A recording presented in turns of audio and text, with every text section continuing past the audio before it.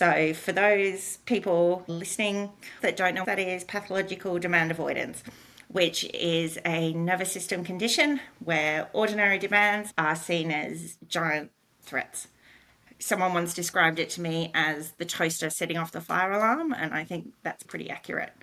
Let's talk a tiny bit about what PDA at school looks like. It's difficult to specify because it's fluctuating. So some days my children have got a much wider window of tolerance and they can cope with demands a lot more and they can engage with the expectations and authority figures that just exist in the world and society and in school better. And then other days, the slightest demand can set off the fire alarm.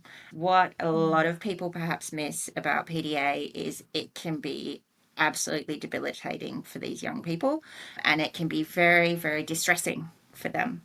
And it's not only externally imposed demands as well. I remember vividly my eldest being given this money and he had planned out, he was going to go buy an action figure, super excited about it, had this plan, and the plan became the demand. So when it came time to actually go and buy this figure that he'd been so excited about getting and so looking forward to, he couldn't actually do that. He couldn't do it. Literally could not leave the house to go get it. He was avoiding his own demand, and the demand was something he actually wanted to do.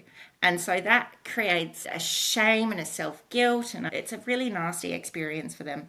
And it unfortunately then aggravates the avoidance to the demand and it becomes a really, really tricky situation.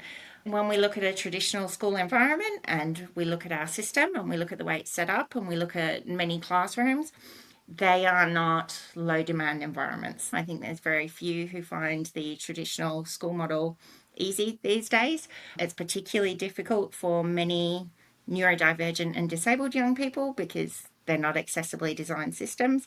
And it's particularly difficult for PDAs because not only is it inaccessible, it is also incompatible with their nervous systems. Yeah, it seems to be almost every parent of a PDA child that I know of that I've spoken to has a child who experiences school can't.